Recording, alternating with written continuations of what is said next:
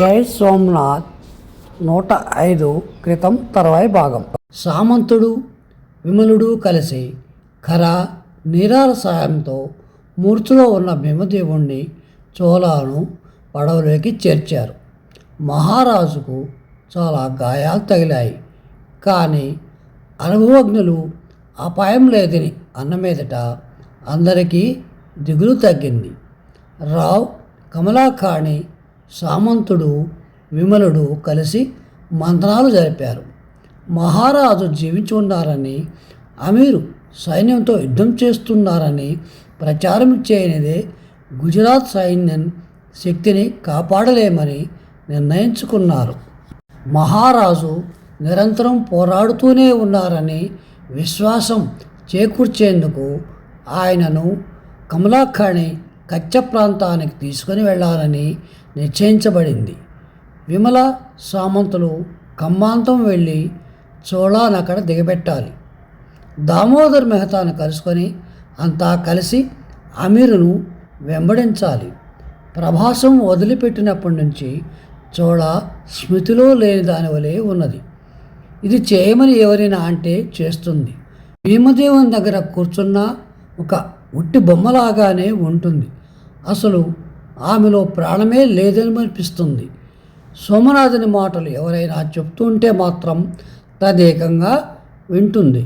మిగతా వార్తలు విననే వినదు. ఇక మాట్లాడడం అంటూ ఉంటే ఒక్క సామంతునితో మాత్రమే తనను ఖమ్మాంతం వెళ్ళమన్నప్పుడు కూడా ఎందుకని ప్రశ్నించలేదు. భీమదేవుణ్ణి కచ్చకోటకు ఎందుకు తీసుకుని వెళ్తున్నారని అడగలేదు. ఆ జిజ్ఞాసే లేదు.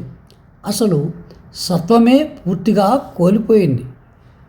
కన్నీటికి కూడా కరువై ఒట్టి వేడి నిట్టూర్పులతో బ్రతికే చోళాను ఖమ్మాంతంలో భీమదేవుని రాణిని ఉంచవలసిన లాంఛనాలతో ఉంచారు.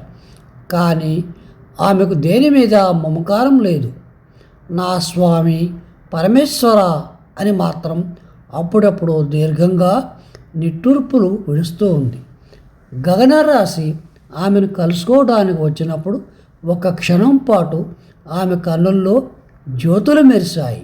సామంతుడు గగనరాశికి సర్వజ్ఞి అంతిమ క్షణాలలో విషయాలు, అంతిమ వాక్యాలు చెబుతుంటే ఆమెకు కన్నీరు కాలువలై ప్రవహించింది.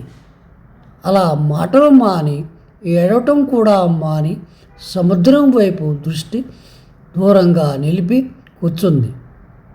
సామంతుడు, విమలుడు వెళ్ళే ముందు అనుమతి తీసుకోవడానికి ఆమెను సమీపించినప్పుడు నీరసంగా సమాధానమిచ్చింది. 2-3 రోజులకు ఒకసారి గగనరాశి వచ్చి పలకరిస్తూ ఉండేవాడు. ఆమె పగటికలలు కంటున్నట్టు ఉండేది ఆ సంభాషణ. ఒకనాడు గగనరాశి వచ్చి ఖమ్మాంతంలో పాశుపతి మతాన్ని నెలకొల్పాలని, సోమనాథ మందిరం నిర్మించాలని కోరిక ఉన్నదని చెప్పాడు. అది వినగానే ఆమె కన్నుల్లో రక్తం ఎగజిమ్మింది. మహాక్రోధంతో గగనరాశిని చూచింది. గగనరాశి నా పరమశివుడు ఒక్కడే, 2 కాదు. ఆమె కనుల్లో ఉగ్రభావాన్ని చూచి గగనరాశి చకితుడైనాడు. అప్పటి నుంచి ఆ విషయాన్ని గురించి ప్రసంగించడమే మానుకున్నాడు. మరోమారు గగనరాశి దేవదాసీల ప్రసక్తి తెచ్చాడు. రాశిగారు, నేను నృత్యం చేస్తున్నప్పుడు ధరించిన వస్త్రాల్లాంటివి, నగల్లాంటివి ఇక్కడ దొరుకుతాయా? తప్పకుండా అన్నాడు విస్మయంతో గగనరాశి. మరుసటి రోజే నఖశిఖ పర్యంతం కావలసిన వస్త్రభూషణాలు వచ్చాయి. వాటిని ఆమె సంతోషంతో తీసుకున్నది. ఇన్నాళ్లకు రాణిని ఆనందోద్రేకంతో చూసిన దాసదాసీలు కొంత దగ్గరకు చేరారు.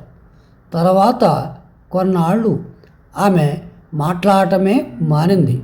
పగలల్లా సముద్రం వైపు చూచేది.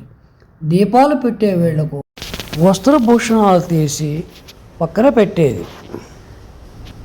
అలా ప్రతి రాత్రి అర్ధనశీల వరకు చెంపలకు చేతులు ఆనిచ్చి నిరీక్షిస్తూ కూర్చునేది. తర్వాత ఒక వేడి నిట్టూర్పుతో వస్త్రభూషణాలను దాచిపెట్టేది.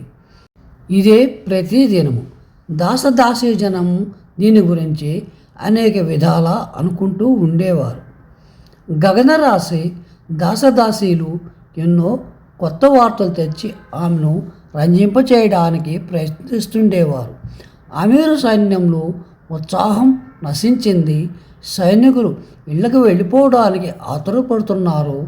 అమీరేమో తిరిగి వచ్చి అనలివాడలో రాజ్యం నెలకొల్పాలని చూస్తున్నాడు. కానీ అలా చేస్తే అతని సేనలు విప్లవం లేవదీస్తాయి.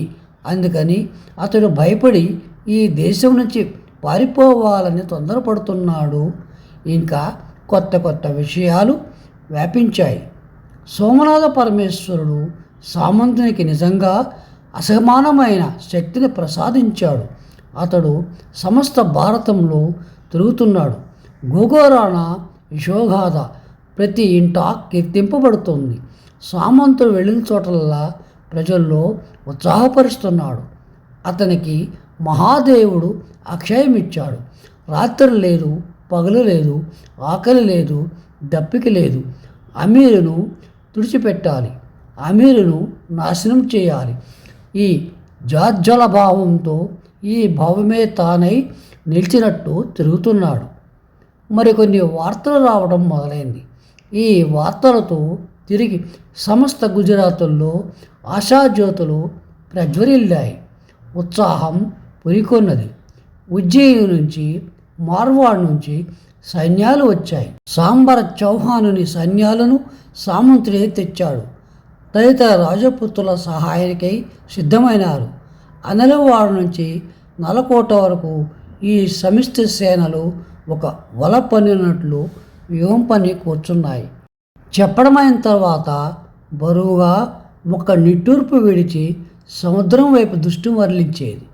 2 నెలలు గడిచాయి. ఒకరోజు అన్నమే రుచించలేదు.